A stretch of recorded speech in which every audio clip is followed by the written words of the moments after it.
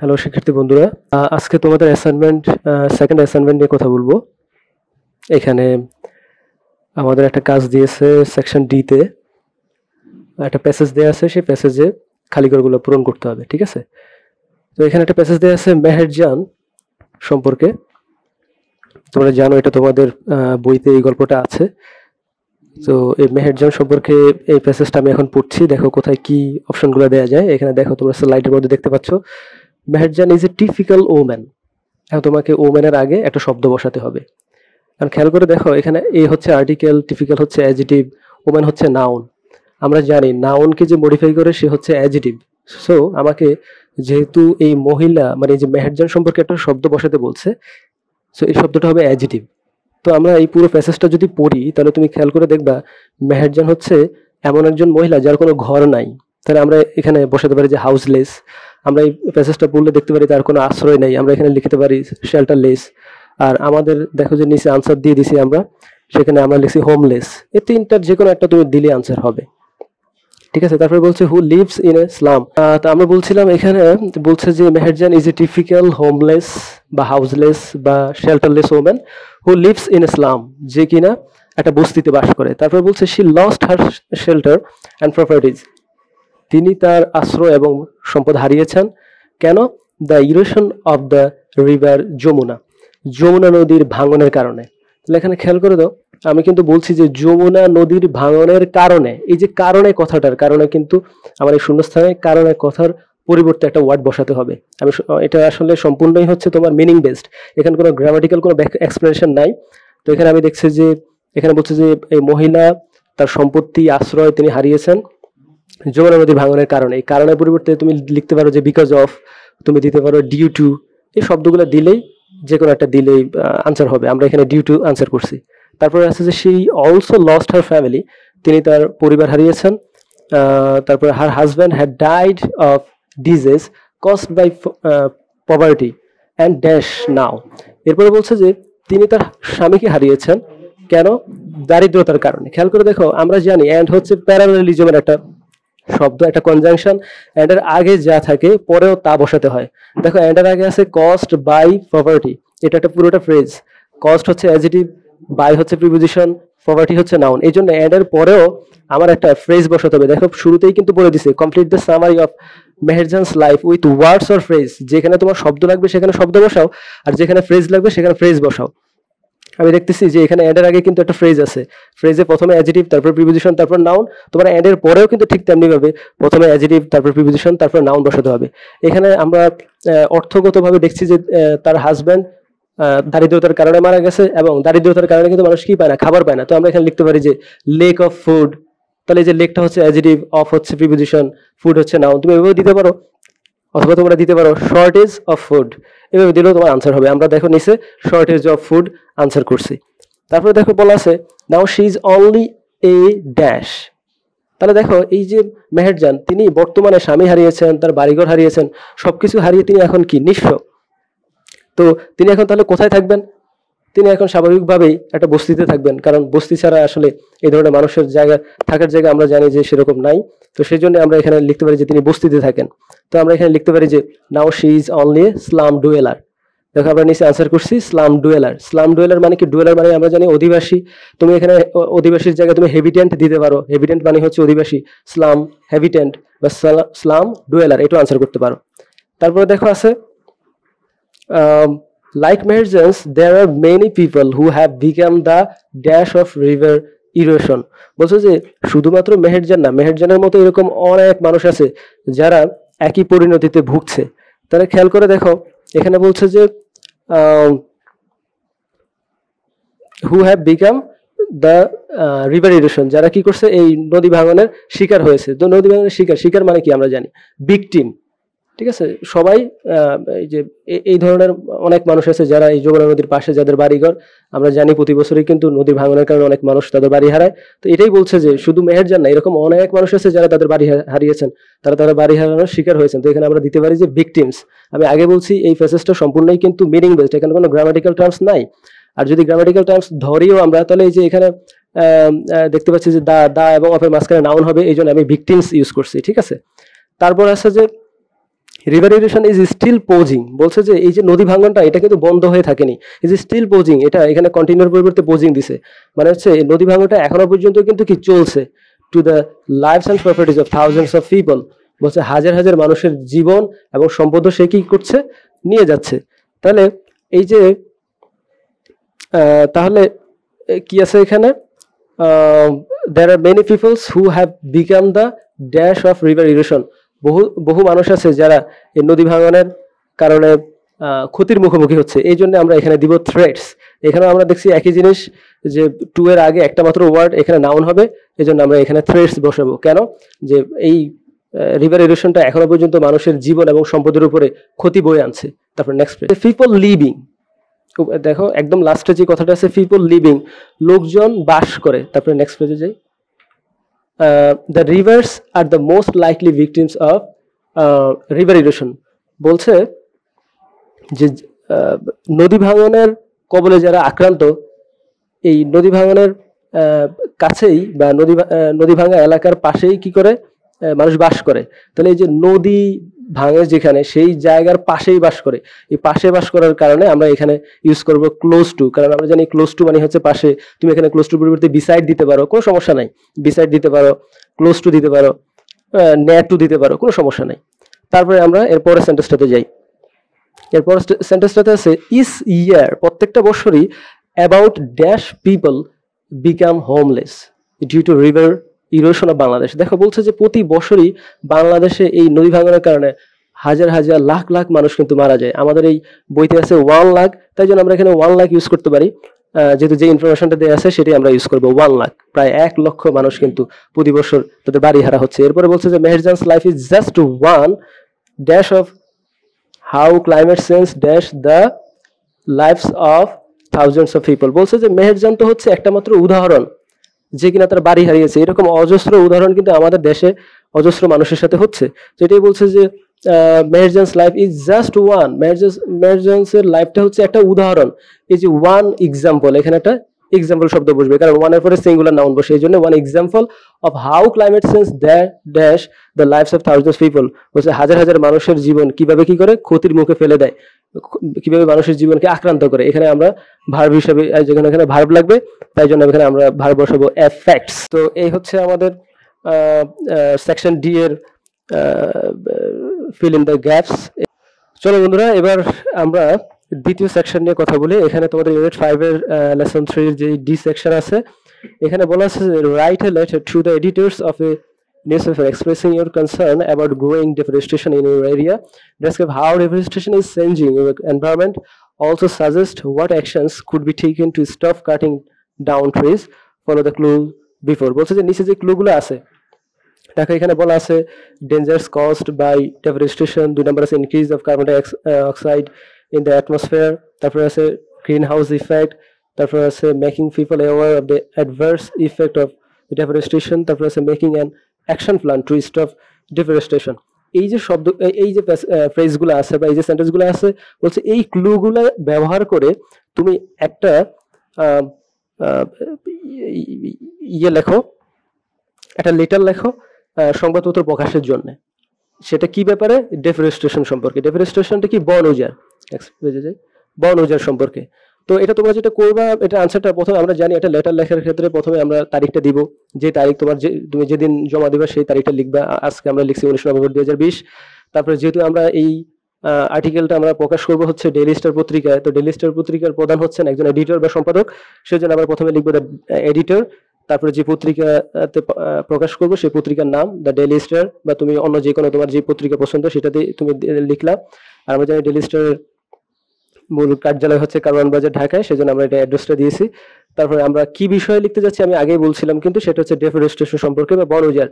তো আমরা এটাকে সাবজেক্টটা সুন্দর করে লিখবো যে application for publishing an article on growing deforestation, এটা লিখে তারপরে আমরা আমাদের যেই লেটারের যেই পদ্ধতি বা সিস্টেম সেই অনুযায়ী আমরা লিখবো যে dear sir, with due respect and honour I would like to let you know that I am an inhabitant of Sirajganj. তোমরা এগুলো জানো যে এখানে আমি স্যারকে বলছি যে স্যার আমি হচ্ছে সিরাজগঞ্জের একজন অধিবাসী, আমি আপনাকে জানাতে চাই I have come to know that you are much interested to publish national and international articles on recent affairs in your daily. Sir আমি জানতে পারছি যে আপনার পত্রিকায় আপনি সমসাময়িক দেশীয় এবং আন্তর্জাতীয় বিভিন্ন গুরুত্বপূর্ণ বিষয় সম্পর্কে আপনি পাবলিশ করেন। So I have written an article on growing deforestation in my area. আমার এলাকাতে যেই বড় উজাড় চলছে সে সম্পর্কে আমি একটা আর্টিকেল লিখেছি sir. I would like be grateful if you kindly published it is in your renowned daily newspaper. আমি খুবই কৃতজ্ঞ হব যদি আপনি আপনার পত্রিকায় আমার এই আর্টিকেলটা ছাপান। এভাবে তুমি স্যারের কাছে লেটারের যেই স্ট্রাকচার সেভাবে লিখে নিচে লিখবে ইউর ফেথফুল। আমরা এখানে একজনের নাম ইউজ করছি মেহেদী হাসান, তোমরা তোমাদের যে নাম সেই নামটা ইউজ করবে। যে আর্টিকেলটা আমরা লিখবো মূল যে কথাটা সেটা হচ্ছে এইটা, দেখো স্ক্রিনে দেখা যাচ্ছে গ্রোয়িং ডেফরেস্টেশন ইন সিরাজগঞ্জ। আমি কিভাবে লিখেছি দেখো, there are many problems in our environment. যেহেতু আমি আগেই বলেছি যে আমাদের ওই উপরে যে ক্লুগুলো আছে সেগুলো অনুযায়ী লিখতে হবে।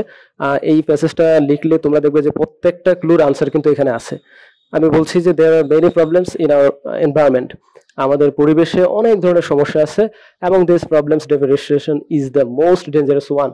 আর এই সমস্ত সমস্যাগুলোর মধ্যে একটা হচ্ছে ডেফরেস্টেশন, মানে কি বন উজাড়। Deforestation means intentional destruction or removal of trees and other vegetations for agricultural, commercial, housing or firewood use. বলছে যে ডেফরেস্টেশনটা আসলে কেন হয়, ডেফরেস্টেশনের মিনিংটা কি। বলছে যে ডেফরেস্টেশন হচ্ছে ইচ্ছাকৃত এমন ধ্বংস বা গাছকে উজাড় করে দেওয়া। রিমুভাল মানে ত্যাগ করা, তো আমরা এখানে ত্যাগ করা পড়বো না, গাছকে উজাড় করে দেওয়া।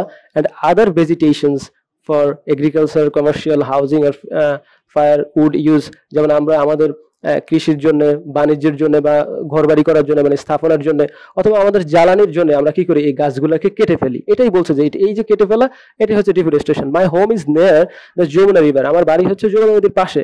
আর facing the consequence of deforestation, আর আমরা এই জন্য আরো বেশি সম্মুখীন হচ্ছি বন উজাড়ের। The river has already lost its natural flow, আমাদের নদী ইতিমধ্যেই যে স্বাভাবিক ক্ষমতা নদী বহনের সেই প্রবাহটা সেই বন্ধ হয়ে গেছে।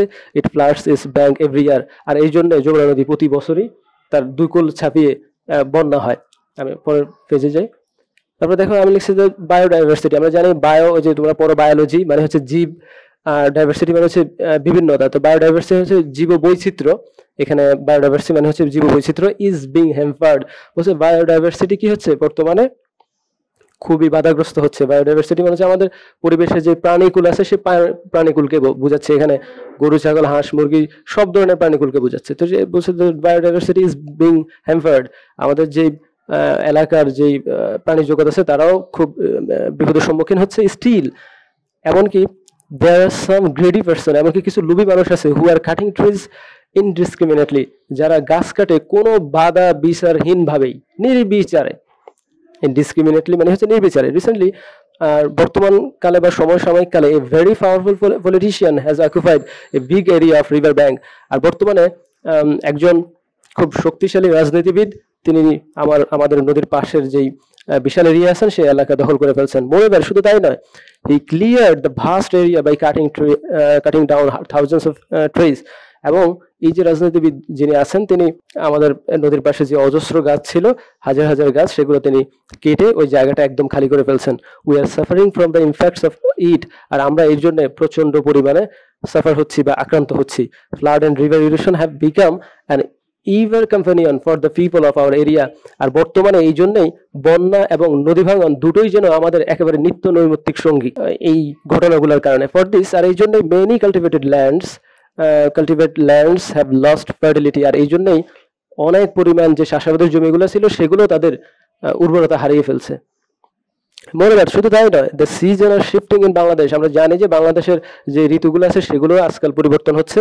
দিস ইয়ার, যেমন এই বছরই the summer was very long, যেমন এই বছরই গ্রীষ্মকালটা অনেক দেরিতে আসছে। And the winter has come late, এবং শীত অনেক পরে আসছে। All this things contribute to the change of our ecology, আর এই যে জিনিসগুলো এগুলো সবগুলোই আমাদের পরিবেশের জন্য চরম পরিবর্তন ডেকে আনছে। নাও বর্তমানে what should we do to stop this things. Sir আমরা ধরো ওই যে এডিটরের কাছে বা সম্পাদক সাহেবের কাছে যে আমরা লিখছি এই আর্টিকেলটা, আমরা তার কাছে এখন বলছি যে now what should we do to stop this things. এখন এই যে সমস্যাগুলো আমাদের এখানে ক্রিয়েট হচ্ছে এগুলোর বিপরীতে বা এগুলো থামানোর জন্য আমরা কি করতে পারি। অনলি প্লান্টিং মোর ট্রিজ, শুধুমাত্র কি গাছ লাগালেই is not in, only planting more trees is not enough. আমরা তাদের অবশ্যই আমরা এটা জানি যে শুধুমাত্র গাছ লাগালেই কিন্তু আমাদের এই সমস্যার মোকাবেলা হবে না, কারণ আমরা তো তাদেরকে থামাতে পারছি না। We have to fight the illegal land grabbers. আমরা জানি গ্রেভার মানে হচ্ছে যে দখল করে। তাহলে আমাদের কি করতে হবে? এবার আমরা স্যারকে বলে দিচ্ছি, স্যার আমাদের এখন যারা ভূমি দখল করছে তাদের বিরুদ্ধে অ্যাকশন নিতে হবে। We have to bring a revolution of reforestation. দেখো এখানে একটা শব্দ ইউজ করছি খুব ইম্পর্টেন্ট, রিফরেস্টেশন। আগে বলেছিলাম ডিফরেস্টেশন, ডিফরেস্টেশনটা হচ্ছে বন উজাড়, আর রিফরেস্টেশন হচ্ছে বন লাগানো, মানে বন বানানো। তো এখানে বন বানানো বলবো না, এটা হচ্ছে বনায়ন করা আর কি, যেখানে অনেক বন মানে অনেক গাছগাছালি লাগালে বন তৈরি হয়, এটাকে বনায়ন বলা হয় আমরা বলি। তাহলে we have to bring a revolution of reforestation, আমাদের কি করতে হবে? বনায়নের একটা বিপ্লব তৈরি করে ফেলতে হবে। ইট ইজ নেসেসারি, আর বর্তমানে এটা খুবই প্রয়োজন।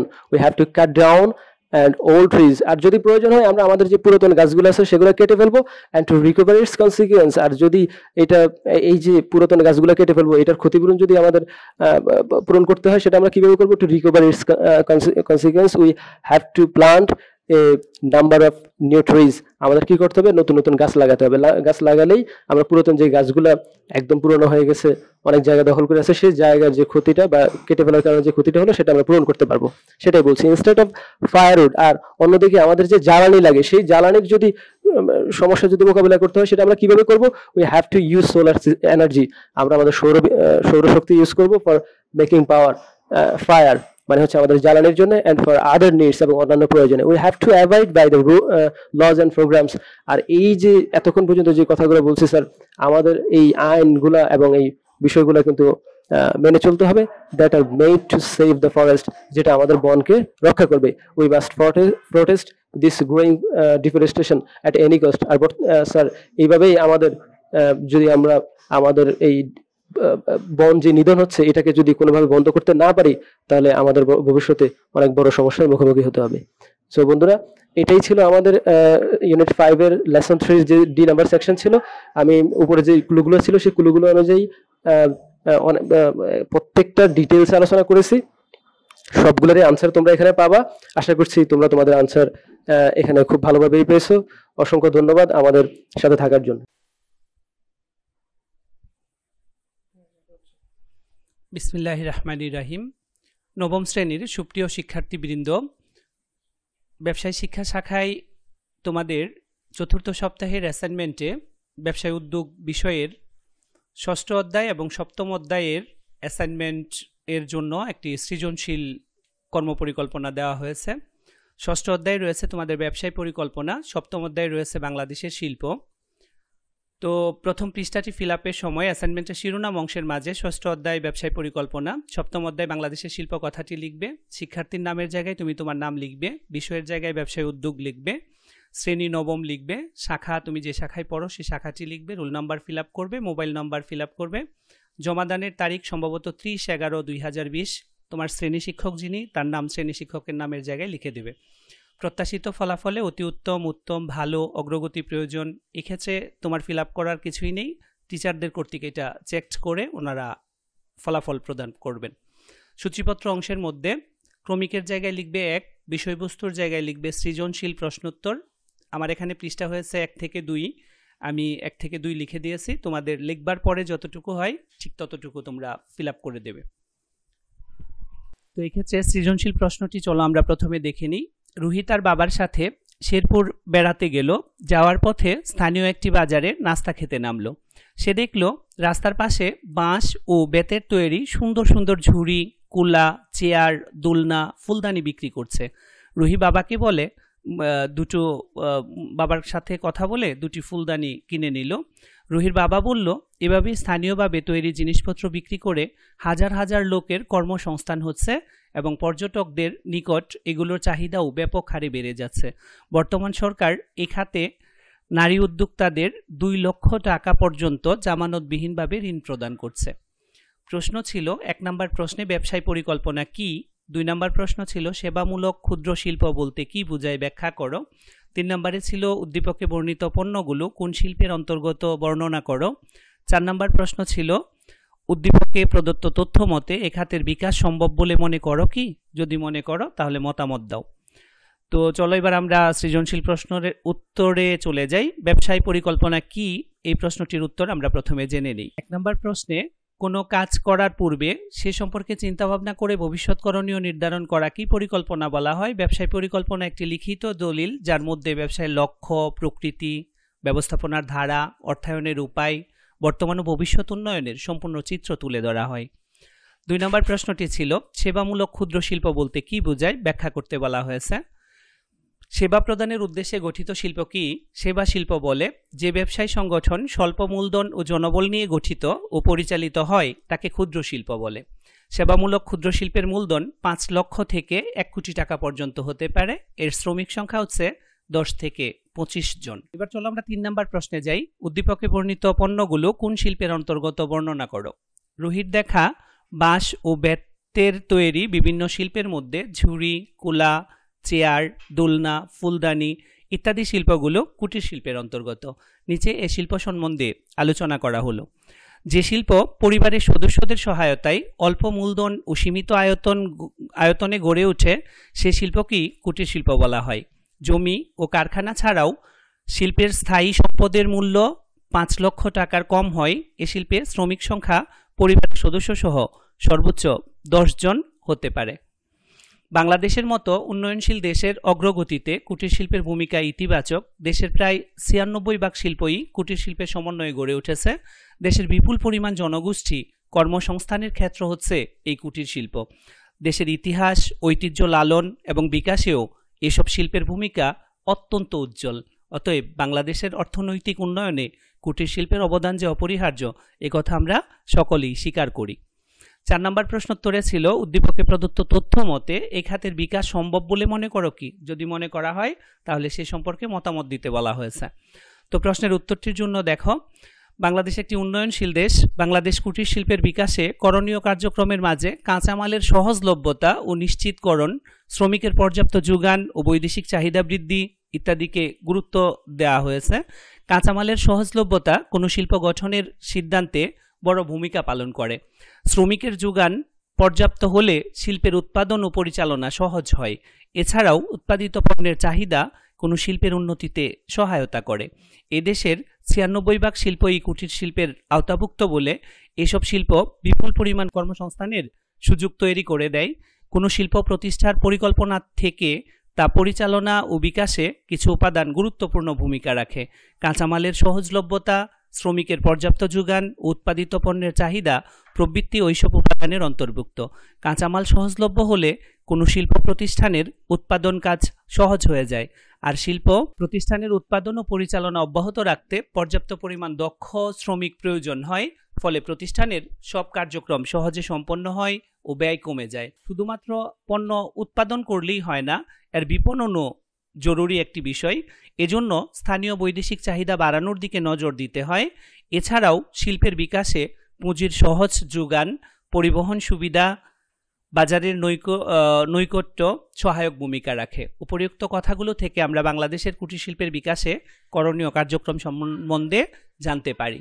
উপরিউক্ত কাজগুলো সঠিকরূপে সম্পন্ন করলে কুটির শিল্পের খাতের বিকাশ ঘটানো সম্ভব বলে আমার মনে হয়।